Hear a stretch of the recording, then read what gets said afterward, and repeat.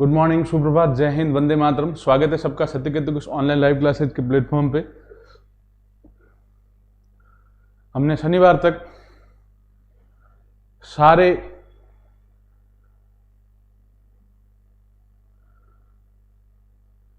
Syllabus का जो important questions है उनका एक बैंक था, उसको हमने सॉल्व किया, जिसमें मैथ्स और रीजनिंग मोटे मोटे एक बार अपने पूरे कवर हो गई। ठीक है। अब इसके बाद में अब हम जो शुरू कर रहे हैं वो है डेली टेस्ट पेपर, जो ऐप पे दिए हुए भी हैं। ठीक है। जो 75 टेस्ट पेपर दिए हुए हैं उन टेस्ट पेपर्स को हम लोग हल कर रहे हैं। तो आप लोग टेस्टों को दे भी सकते हैं, ऑनलाइन ऐप पे अवेलेबल है। सत्यकेतु का ऐप डाउनलोड नहीं किया तो ऐप डाउनलोड कर लें, प्ले स्टोर पे जाके सत्यकेतु आप सर्च कर लें। वो ऐप डाउनलोड करके उसमें 75 टेस्ट पेपर दिए, वो अगर वो आप टेस्ट पेपर कर लो, उसका एक सवाल कर लो और सूत्र रट लो। सूत्र आपके टेलीग्राम चैनल पे रोज भेजते ही हैं, तो मैथ्स और रीजनिंग आपकी तैयार है, ये आप ध्यान दें। ठीक है। चलिए शुरुआत करते हैं बच्चों। पहला क्वेश्चन है टेस्ट का, प्रथम n प्राकृत संख्याओं का योग। प्रथम n प्राकृत संख्याओं योग का सूत्र होता है n इंटू, माफ कीजिएगा, हाँ, n इंटू n प्लस 1/2। हाँ, प्राकृत संख्या कह रहा है, तो प्राकृत संख्या योग का सूत्र क्या होता है बच्चों? n into n plus 1/2। प्राकृत संख्या कहां शुरू होती है? 1 से। 1 2 3 4 5 अनंत तक जो जाती है वो संख्या क्या होती है? प्राकृत संख्याएं। 1 से अनंत तक की संख्याओं को हम क्या कहते हैं? प्राकृत संख्याएं। समझ आ गई बात ये? चलिए अब अगला प्रश्न। 128 का वर्गमूल है। 128 क्या पूर्ण वर्ग संख्या है क्या बच्चों? नहीं है।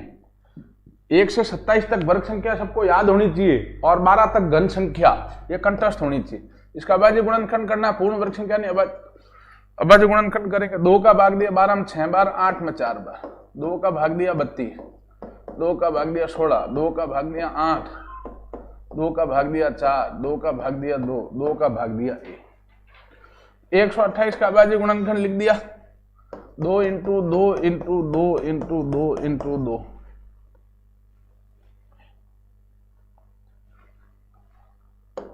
सात बार आ गया। ये वर्गमूल है, केवल अंडरूट का चिन्ह होता है। क्या होता है ये? वर्गमूल। वर्गमूल है तो 2-2 का जोड़ा बनाते हैं, और घनमूल है तो 3-3 का। वर्गमूल है 2-2 का जोड़ा बनाए, 2-2 का 2-2 का 2-2 का। ये 2 रह गया, इसका जोड़ा नहीं बना। जिनका जोड़ा बनता है उनमें से एक अंक बाहर ले लेते हैं, 2 2 2। जिनका जोड़ा नहीं बना उसको अंदर रख दिया, 2 2 4 4 2 8, 8√2। ये आपका आंसर।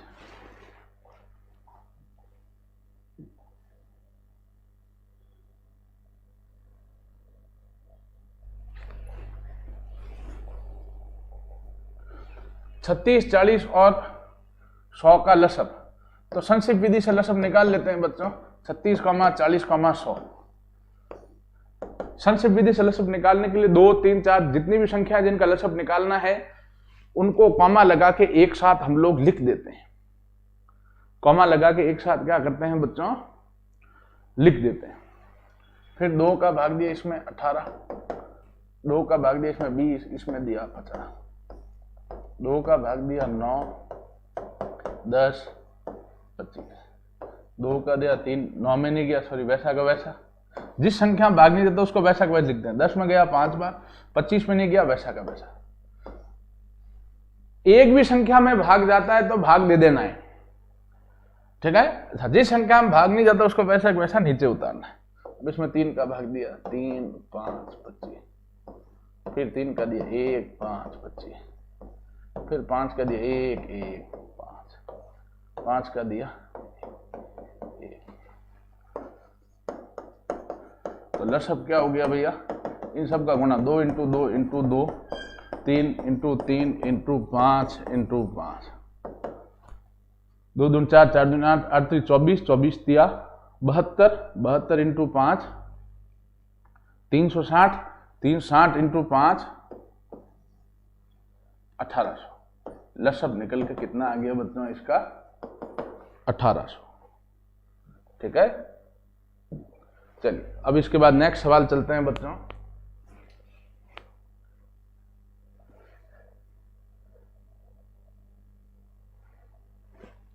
एक सही 3/4 है, ये मिश्र भिन्न है। ये किस रूप में दे रखा है बच्चों? मिश्र भिन्न के रूप में। इसको हमें साधारण भिन्न में बदलना है, फिर दशमलव में पूछा है। अगर हमें इसको दशमलव में बदलने कहे तो क्या करेंगे? मिश्र भिन्न है, साधारण भिन्न बदलो। इसको पढ़ते क्या है? 1 सही 3/4। क्या पढ़ते हैं बच्चों इसको? 1 सही 3/4।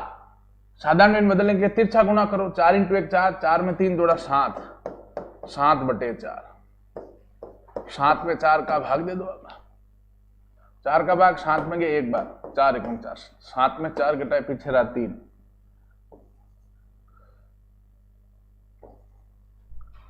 फिर भाग नहीं जा रहा पॉइंट के लगाने के बाद 1 0 यहां आगे लगा सकते हैं, 30 हो गया। 4 का भाग इसमें कितनी बार गया? 7 × 28, पीछे रहा 2, पॉइंट लगा हुआ 1 0 लगा सकते 20, 5 बार भाग गया, 4 पंजे 20 घटाया से उत्तर कितना आया बच्चों? 1.75। चलिए अब नेक्स्ट चलते हैं। ये वर्गमूल घनमूल है और उनका योग पूछा है।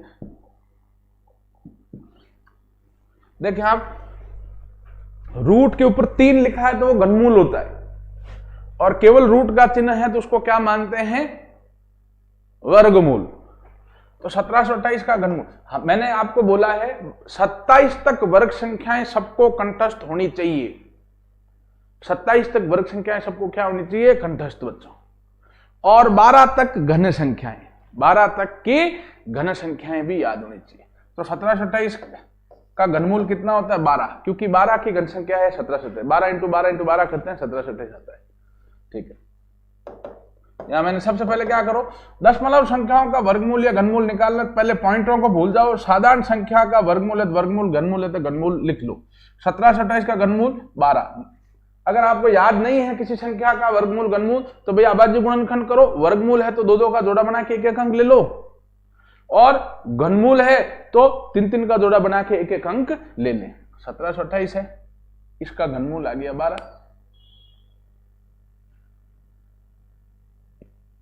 ठीक है, अब आप देखो पॉइंट के बाद टोटल कितने अंक? 1 2 3 4 5 6। घनमूल होता है तो 3 का भाग देते हैं। पॉइंट के बाद कितने अंक है? 6। पॉइंट के बाद जितने अंक है उन अंकों की संख्या हम घनमूल है 3 का भाग देते हैं, वर्गमूल है तो 2 का भाग। घनमूल है 3 का भाग, 6 में 3 का भाग दिया 2। इकाई अंक से 2 अंक बाद पॉइंट आ जाएगा। पॉइंट के आगे 0 है ही है, प्लस 0.0064। 64 का वर्गमूल कितना होगा? 8। पॉइंट के बाद 4 अंक है, वर्गमूल है तो 2 का भाग दिया, 4 में 2 का भाग दिया 2। इकाई अंक से 2 अंक बाद पॉइंट 1 2, 2 अंक बाद यहाँ पॉइंट लग जाएगा। पॉइंट के आगे 0 है ही है, दोनों को जोड़ा तो 0.20। ठीक है, ये आपका आंसर है बच्चों। तो वर्गमूल है भाई, पहले तो क्या करो? जो संख्या है पॉइंटों को भूल जाओ। साधारण संख्या वर्गमूल है घनमूल, वर्गमूल है वर्गमूल, और घनमूल है घनमूल निकाल लें। फिर क्या करें? घनमूल है तो पॉइंट के बाद कितने अंक है उसमें 3 का भाग दें, और वर्गमूल है तो पॉइंट के बाद कितने अंक है उसमें 2 का भाग दें। जितना आ जाता है पीछे एक तरफ से, इकाई अंक की तरफ से, उतने अंक बाद क्या लगा ले बच्चों? पॉइंट लगा ले। अच्छा प्रश्न है औसत का ये बच्चों, औसत का बहुत अच्छा प्रश्न है। आसान है लेकिन इंपॉर्टेंट प्रश्न।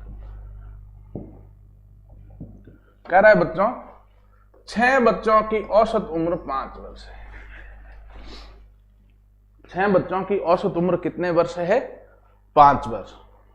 कह रहा पिता की उम्र मिलाई जाए तो औसत उम्र 4 वर्ष बढ़ जाती, हो जाती नहीं है, बढ़ जाती। तो औसत उम्र 4 वर्ष बढ़ जाती। तो पिता की उम्र बताइए। सुनिएगा, 6 बच्चों की औसत उम्र 5 वर्ष है तो 6 बच्चों की कुल उम्र कितनी हो जाएगी? एक सूत्र है बच्चों, राशियों का योग बराबर क्या होता है, औसत इंटू राशियों की संख्या। सूत्र क्या है बच्चों, मैं लिख देता हूं, एक सूत्र है सीधा, या आप याद रखें, ये बिल्कुल आसान से सूत्र, फिर भी मैं आप लोगों के लिए लिख देता हूं, कुछ बच्चों को हो सकता है पता नहीं। राशियों का योग बराबर क्या होता है बच्चों, औसत इंटू राशियों की संख्या, ये सूत्र होता है। राशियों का योग बराबर क्या होता है, औसत इंटू राशियों की संख्या, ये ध्यान दें। तो यहां 6 बच्चों की औसत उम्र कितने वर्ष है, 5 वर्ष। तो राशियों का योग क्या होगा, 6 बच्चों की कुल उम्र कितनी हो जाएगी, औसत उम्र 5 वर्ष है, बच्चों की संख्या 6, 6 पंजाओं कितने वर्ष हो गया बच्चों, 30 वर्ष। भाई 6 बच्चों का औसत उम्र 5 वर्ष है, 6 बच्चों की कुल उम्र कितनी हो जाएगी, 6 पंजाओं 30 वर्ष। कह रहा पिता की उम्र मिलाने पर, पिता प्रश्न में ही दिया है, पिता की उम्र मिलाने पर औसत उम्र 4 वर्ष बढ़ जाती है। तो नया औसत कितना होगा बच्चों, पिता की उम्र मिलाने पर नया औसत कितना होगा, कि पहले 5 था, अब 4 बढ़ गया, 5 + 4 कितने वर्ष हो गया, 9 वर्ष। ठीक है, तो अब 6 बच्चे प्लस पिता, ध्यान दें 6 बच्चों का औसत उम्र 5 वर्ष थी, कुल उम्र 6 पंजाओं 30 होगी। कह रहा पिता की उम्र मिलाने पर जो नया औसत है वो कितना हो गया, 4 बढ़ गया, तो 5 + 4 कितना हो गया बच्चों, वो 9 वर्ष। पहले 5 था औसत, कह रहा 4 वर्ष बढ़ गया औसत, तो औसत कितना होगा, 5 + 4 9 वर्ष। तो 6 बच्चे प्लस पिता की कुल उम्र क्या होगी बच्चों, कि नया औसत कितना है, 9, नया औसत कितना है 9, इंटू राशियों की संख्या कितनी लेंगे आप, 6 + 1 7 लेंगे, क्योंकि 6 तो बच्चे हैं प्लस 1 पिता है, तो 7 × 9 63 वर्ष। ये समीकरण 2। ठीक है, यहां ध्यान दें, पहले औसत 5 था, औसत 4 बढ़ गया, तो 5 + 4 अब औसत 9 हो गया। अब राशियों की संख्या कितनी होगी, बच्चे 6 हैं, पिता 1 और, 6 + 1 कितने होंगे 7, औसत 9 है, इंटू राशियों की संख्या 6 + 1 7, 7 × 9 63। तो पिता की उम्र कितनी होगी, समीकरण 2 जो 6 बच्चे प्लस पिता की उम्र है, इसमें से माइनस कर दो समीकरण 1 6 बच्चों की उम्र, तो 63 - 30 कितने वर्ष हो जाएगी बच्चों, 33 वर्ष। ठीक है, आंसर क्या आएगा, 33 वर्ष। कुछ नहीं, 6 बच्चों का औसत उम्र 5 वर्ष, कुल उम्र 6 पंजाओं 30 वर्ष। राशियों के योग बराबर क्या, तो औसत इंटू राशियों की संख्या। पिता की उम्र मिलाने पर नया औसत 4 बढ़ जाता है, 5 + 4 9 वर्ष हो गया। कह रहा 6 बच्चे प्लस पिता की कुल उम्र कितनी हो जाएगी, औसत अब नया 9 है, राशियों की संख्या 6 है, 6 + 1 7 होगी, क्यों 6 बच्चे प्लस 1 पिता, 7 × 9 63। तो पिता की उम्र क्या होगी, समीकरण 2 माइनस समीकरण 1। समीकरण 2 क्या है, 6 बच्चे प्लस पिता की उम्र, इसमें समीकरण 1 घटा दूं, 6 बच्चों की उम्र, तो पिता की उम्र आ जाएगी 33 वर्ष।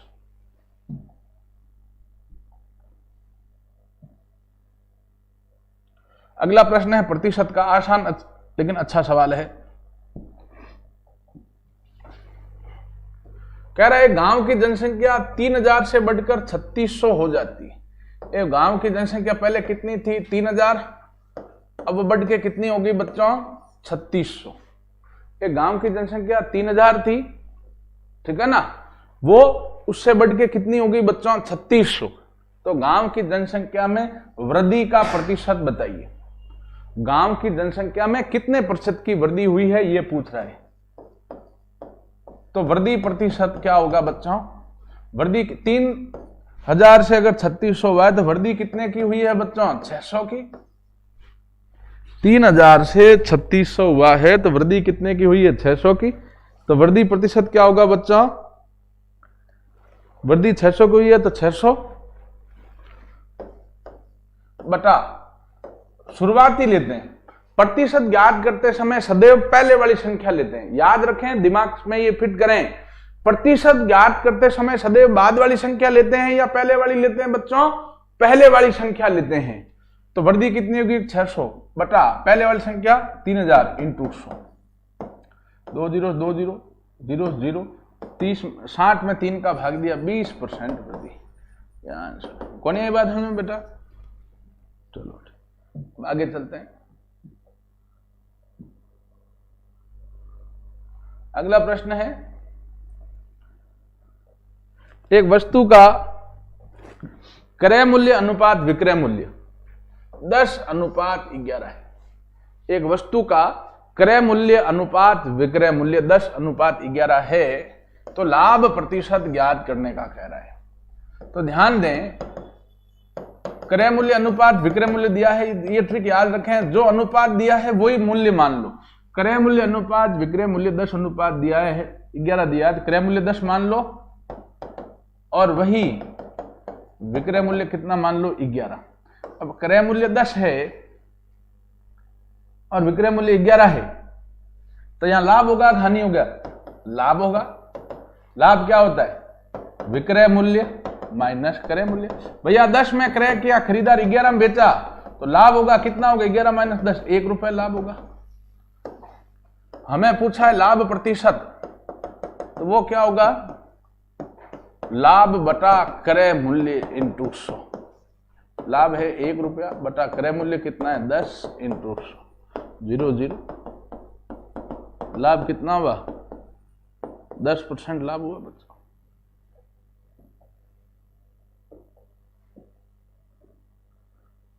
अगला प्रश्न आसान लेकिन बहुत इंपॉर्टेंट प्रश्न है, जीडी के एग्जाम में अक्सर आता है। इसमें मैं ट्रिक बताऊंगा आपको, वो याद रखनी है आपको। समतुल्य बटा प्रतिशत पूछ रहा है, कह रहा है 40%, 50% और 10% के समतुल्य बटा प्रतिशत। तो बेटा ध्यान दें, समतुल्य बटा प्रतिशत, देखो हमें दिखने में क्या दिखता है कि भाई 40% की छूट दे रहा है, प्लस 50% की दे रहा है, प्लस 10% की दे रहा है, तो टोटल यूं दिखने में क्या लग रहा है कि 40 और 50 90 90 और 10 100, कि भाई टोटल छूट कितने की दे रहा है? 100 रुपए की। मतलब वो सामान हमें फ्री में दे रहा है, फोकट में दे रहा है। लेकिन ऐसा नहीं है बेटा। समतुल्य प्रतिशत हमेशा ये जो इन तीनों को जोड़ोगे वो नहीं आएगा, इससे कुछ अलग आएगा। समतुल्य बटा प्रतिशत क्या होता है? 100 माइनस, इसमें 100 काफी ज्यादा इस ट्रिक में, तो याद रखना है बारीकी से। 100 माइनस x1 बटा 100 इंटू 100 माइनस x2 बटा 100 इंटू 100 माइनस x3 बटा 100 इंटू 100। ये ट्रिक हमें याद रखनी है। ये क्या हो जाएगा? 100 माइनस 40 बटा 100 इंटू 100 माइनस 50 बटा 100 इंटू 100 माइनस 10 बटा 100 इंटू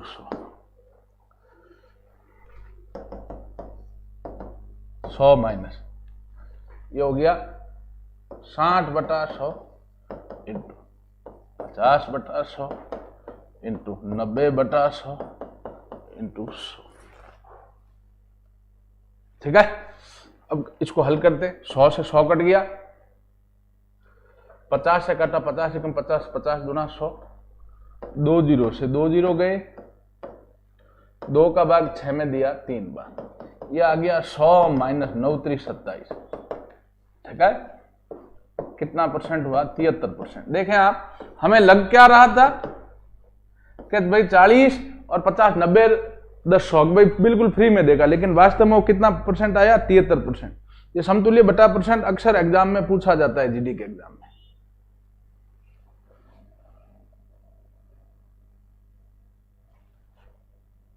साधारण ब्याज का सवाल है, जब तक चक्रवृद्धि शब्द नहीं देता है तब तक हमें सदैव कौन सा मानना है ब्याज कि भाई वो साधारण ब्याज है। चक्रवृद्धि शब्द देता है तभी उसको चक्रवृद्धि ब्याज मानना, नहीं तो साधारण ब्याज ही मानना। कह रहा कौन सी राशि, मतलब मूलधन पूछा है। कौन सी राशि मतलब क्या पूछा है? मूलधन ज्ञात करना है। दर हमें दे दी 5%, समय दे दिया भैया 4 वर्ष। ठीक है, और देखो यहां मिश्र धन पूछ रहा है। हो जाएगी वाली राशि क्या होती है बच्चों? मिश्र धन। यहां ध्यान दें, 24,000 रुपए हो जाएगी पूछ रहा है। हो जाएगी मतलब ये क्या दिया हुआ है? मिश्र धन दिया हुआ है बच्चों। सदैव याद रखें, कुल कितनी राशि हो जाएगी या कुल कितनी राशि लौटाई जाएगी, कुल कितनी राशि हो जाएगी या कुल कितनी राशि लौटाई जाएगी, इसको क्या बोलते हैं, मिश्र धन। तो याद रखें बच्चों एक चीज, मिश्र धन दिया होने पर मूलधन क्या होगा बच्चों, मिश्र धन इंटू 100 बटा 100 प्लस समय इंटू धन। ठीक है, तो मिश्र धन कितना है, 24,000 इंटू 100 बटा 100 प्लस समय है 4 वर्ष, दर है 5, 24,000 इंटू 100 बटा 100 प्लस 4 5 20, 120 होगा, 0 0 कट गया, 12 का भाग इसमें दिया 2400 में 200, 200 इंटू 100, मूलधन कितना है बच्चों, 20,000 रुपये। तो ये ऐसा नहीं मानना है 24,000 को आप साधारण ब्याज मान लो और साधारण ब्याज के सूत्र में रख के हल कर लो, नहीं, 24,000 हो जाएगी मतलब ये ब्याज नहीं दिया, ये मिश्र धन दिया है। तो ये सूत्र याद रखें, मिश्र धन दिया होने पर मूलधन क्या होता है बच्चों, मिश्र धन इंटू 100 बटा 100 प्लस समय इंटू दर, ये याद रखें बेटा। चलिए अगला प्रश्न करते हैं, आसान लेकिन बढ़िया प्रश्न है। 2 की घात x बराबर है 1/64, तो x का मान पूछा है। हमेशा ध्यान दें, घातांक के सवाल में कोई बड़ी संख्या दे रखी होती है उसका अभाज्य गुणनखंड करते हैं। 64 में 2 का भाग दिया 32, 32 में 2 का भाग दिया 16, 16 में 2 का भाग दिया 8, 8 में 2 का भाग दिया 4, 4 में 2 का भाग दिया 2, 2 में 2 का भाग दिया, ये 64 का अभाज्य गुणनखंड हो गया। 2 कितनी बार है, 6 बार, तो इसको मैंने क्या लिख दिया, 2 की घात x है ये बराबर 1/2 की घात, 64 को क्या लिख दिया मैंने, 2 की घात 6।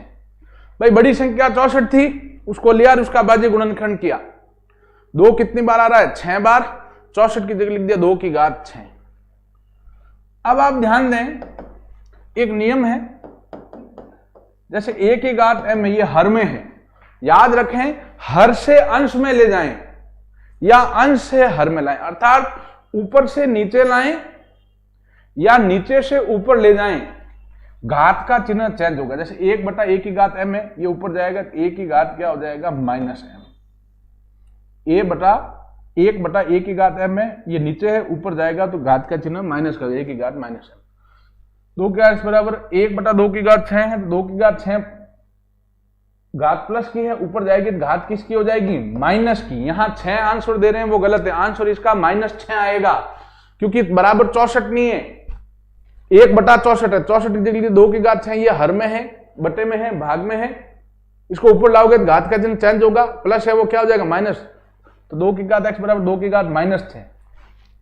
तो यहां से आधार बराबर है दोनों, देखो इसके दोनों आधार बराबर, इसका भी आधार 2, इसका भी आधार 2, आधार बराबर, घातें भी बराबर होगी, x बराबर कितना आ जाएगा आपके -6। ये आपका आंसर,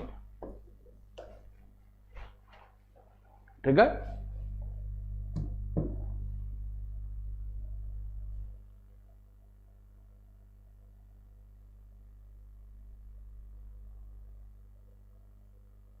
समय एवं कार्य का सवाल है, नल वाला सवाल जो है उसको समय कार्य का सवाल मान के करना है, इसकी भाषा में ज्यादा हमें नहीं उलझना है। प्रश्न कह रहा है 2 नल किसी टंकी को क्रमशः 8 व 6 घंटे में भरते हैं तथा तीसरा नल 4 घंटे में खाली कर सकता है। तीनों नल एक साथ आरंभ करने पर टंकी कितने समय में भरेगी। आसान प्रश्न है, देखो 2 नल है वो क्रमशः 8 और 6 घंटे में भर सकते हैं, तीसरा नल है वो उसे 4 घंटे में खाली कर सकता है। 2 नल है जो 8 और 6 में भर सकते हैं, तीसरा नल उसे 4 घंटे में खाली कर सकता है।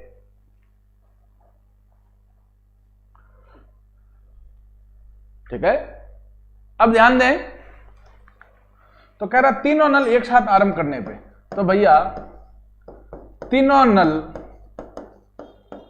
एक साथ आरंभ करने पर 1 घंटे में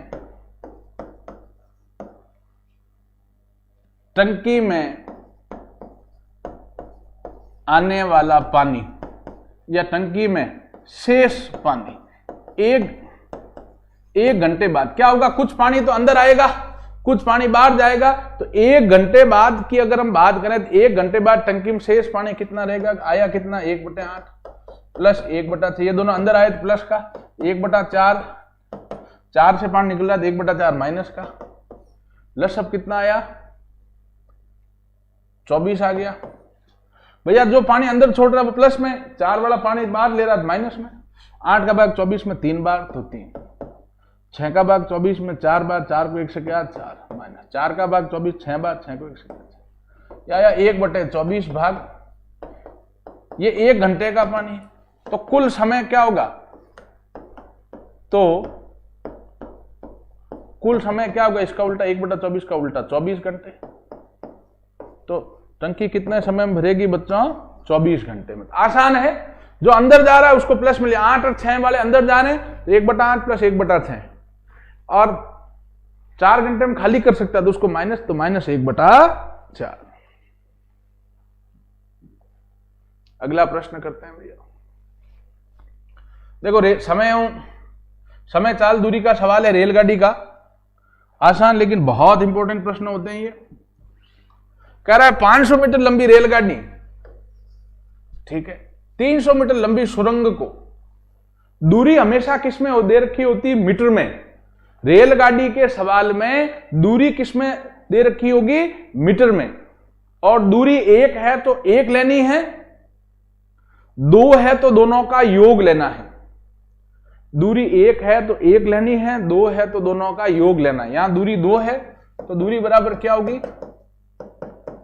ट्रेन प्लस सुरंग की लंबाई।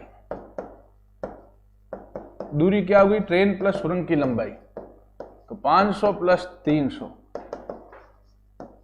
कितने मीटर होगी ट्रेन की लंबाई? अपना दूरी कितनी होगी? 800 मीटर। दूरी सदैव मीटर में दे रखी होती, 1 है तो 1 लेते, 2 है तो दोनों को जोड़ते। यहां 2 दूरियां दे रखी, लंबाई दे रखी है, एक तो रेलगाड़ी की लंबाई, एक सुरंग की, दोनों को जोड़ लेना, 800 मीटर आ गया। चाल है वो है बच्चा 72 किलोमीटर प्रति घंटा।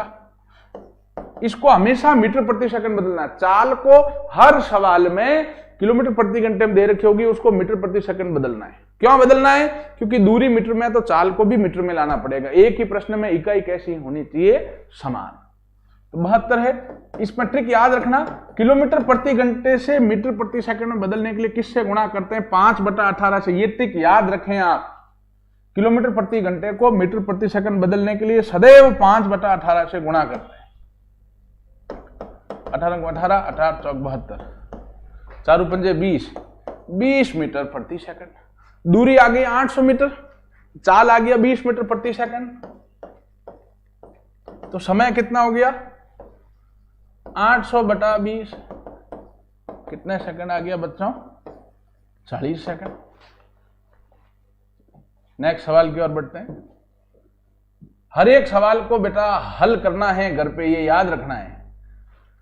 सूत्र रटो और सवालों को हल करो, केवल वीडियो नहीं देखना है बेटा। अगर आप मैथ सुधारते हैं ना, यहां हो गए तो अच्छी बात है, नहीं सर हल करना। n भुजा वाले बहुभुज के अंतः कोणों का योग का सीधा सूत्र है बच्चों 2n - 4 × 90। इसी सूत्र से हम निकालते हैं अंतः, मतलब अंतः कोणों का योग, अंदर वाले कोणों, बहुभुज। जैसे त्रिभुज के तीनों कोणों का योग कितना होता है? 180। चतुर्भुज के चारों कोणों का योग 360। वो कहां से है? इसी सूत्र से। ये सूत्र सीधा आप याद रखें बच्चों, है ना, ये कंठस्थ करें। मैंने अभी थोड़े दिन पहले सवाल ये सूत्र बताया भी था आपको। अब ये प्रश्न है, ये हमें थीटा वाली टेबल याद होनी चाहिए। याद रखें, त्रिकोणमिति में से कुछ भी याद भले ही न करें, लेकिन थीटा वाली टेबल आप लोग पक्का कंठस्थ करें।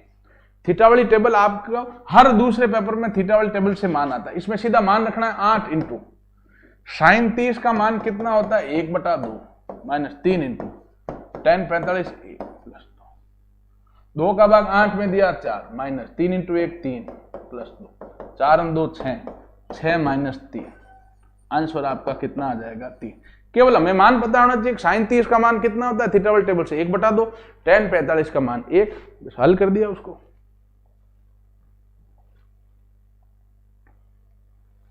मैथ्स के सवाल हो गए, अब रीजनिंग करते हैं भैया।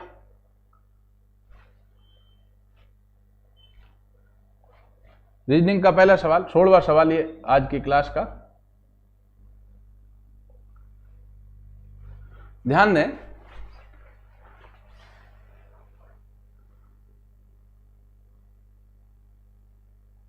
अगर आप इसमें देखें बच्चों तो ये घन संख्या पीछे से देखें तो पता चल रहा है ये घन संख्या -2 है, ये 6 की घन संख्या -2, 6 की घन संख्या कितनी होती 216, -2 हो रहा है बच्चों 214।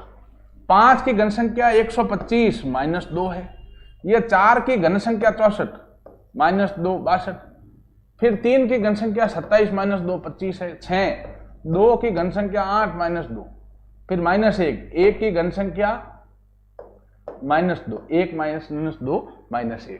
तो आगे क्या होगा बच्चों 7 की घन संख्या -2, 7 की घन संख्या 343 -2 341, ये आपका आंसर। घन संख्या -2, याद रखें वर्ग संख्या या घन संख्या ले सकता है, या वर्ग संख्या +1 या वर्ग संख्या -1 या घन संख्या +1 या घन संख्या -1 या -2 ये चीज याद रखनी। अब ये है बच्चों OTY, अंग्रेजी वर्णमाला O कितने नंबर आता है 20, T कितने नंबर आता है O 15, T 20, Y कितने नंबर आएगा 25। तो अगला क्या आएगा बच्चों 30, ठीक है। 5 जुड़ रहा है बच्चा भाई, 5 क्या हो रहा है जुड़ रहा है, 15 से 20 हुआ 5 जुड़ा, 20 से 25 हुआ 5 जुड़ा, 25 से 5 जुड़ा 30। अब 30 तो अंग्रेजी वर्णमाला में स्वर ही नहीं होते हैं भैया, वर्ण ही नहीं होते हैं, 30 तो वर्ण होते ही नहीं, अल्फाबेट्स होते ही नहीं, 26 तक होते हैं, ए से लेकर जेड तक 26 होता है, जेड 26 हुआ है, तो 30 मतलब क्या होगा, तो हम वापिस ए से शुरू कर लेते हैं। 27 मतलब वापिस ए, 28 मतलब बी, 29 मतलब सी, 30 मतलब डी। आंसर इसका कितना हो गया डी।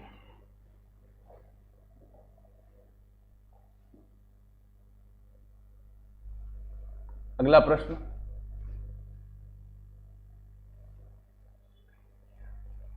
ठीक है, अगला प्रश्न करते हैं।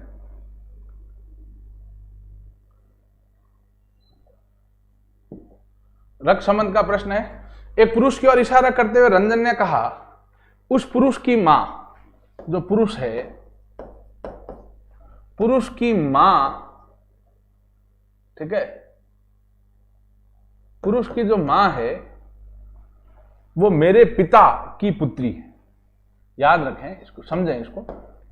रंजन क्या कह रहे हैं, पुरुष की जो मां है, ठीक है ना, रंजन कह रहा है उस पुरुष की मां मेरे पिता की पुत्री है। रंजन क्या कह रहा है कि मेरे पिता की पुत्री है,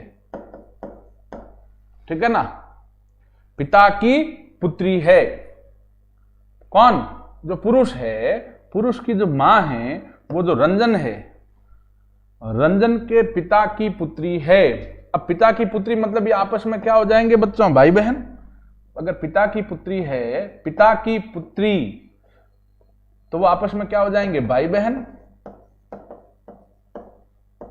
समझ रहे? तब क्या कह रहा है, तो ये रंजन और पुरुष आपस में क्या होंगे भैया, अगर ये मामा भांजा, क्योंकि मामा भांजा होंगे ये, क्योंकि पुरुष क्या है, रंजन की बहन का बेटा। अगर बहन का बेटा है तो वो क्या होगा, भांजा। समझ रहे हैं बात को, मामा भांजा। लेकिन हमें प्रश्न में क्या पूछा है वो भी ध्यान देना है। पहले किसका नाम देता है उसी का आंसर देना। कह रहा तो बताएं कि रंजन किस प्रकार उस व्यक्ति संबंध है। पहले नाम किसका दिया, वाक्य के शुरुआत में जिसका नाम देता उसी की चर्चा चलती। रंजन नाम दिया इसलिए आंसर क्या होगा, मामा। लेकिन अगर कहता उस पुरुष का रंजन से क्या संबंध है, पहले पुरुष कहता तो हम आंसर क्या देते, भांजा। नेक्स्ट सवाल, क्रम परीक्षण का प्रश्न है, आसान लेकिन अच्छा प्रश्न है।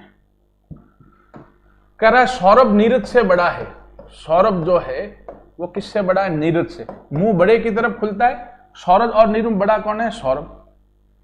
लेकिन विनोद से छोटा है। लेकिन विनोद से छोटा है तो सौरभ से बड़ा कौन होगा? विनोद। जो जानकारी दे रहा है वो लिख देना है, ठीक है। मुंह किस तरफ खुलता है? बड़े की तरफ। सौरभ नीरज से छोटा है। सौरभ और नीरज में बड़ा सौरभ है, सौरभ की तरफ मुंह खोल दिया। लेकिन विनोद से छोटा है कौन? सौरभ। विनोद उस तरफ आ गया, सौरभ बीच में। मनु विनोद से बड़ा है। मनु जो है वो विनोद से बड़ा है, लेकिन शिवम से छोटा है, तो यहां शिवम आ गया। तो सबसे बड़ा कौन है? तो हमें दिख रहा है सबसे बड़ा कौन होगा बच्चों? शिवम, क्योंकि शिवम से छोटा मनु, मनु से छोटा विनोद, फिर विनोद से छोटा सौरभ, सौरभ से छोटा नीरज। और अगर कहता सबसे छोटा तो हम क्या कहते? नीरज। चलिए, ये रक्त संबंध का प्रश्न है आज की क्लास का और इस डेली टेस्ट पेपर का मैथ्स रीजनिंग के सॉल्यूशन का लास्ट क्वेश्चन है। सलीम करीम का पुत्र है। सलीम पुत्र कौन है? सलीम। पहले नाम सलीम का दिया है तो ये करीम लिख दिया। करीम का पुत्र कौन है? सलीम, ठीक है। और सलीम जो है करीम का तो पुत्र, सलीम जो है वो करीम का पुत्र है और अब्दुल का ममेरा भाई। अब्दुल का, सलीम करीम का पुत्र है और सलीम क्या है? अब्दुल का ममेरा भाई। जो अब्दुल है, ठीक है ना, अब्दुल का ममेरा भाई है ये। ममेरा भाई मतलब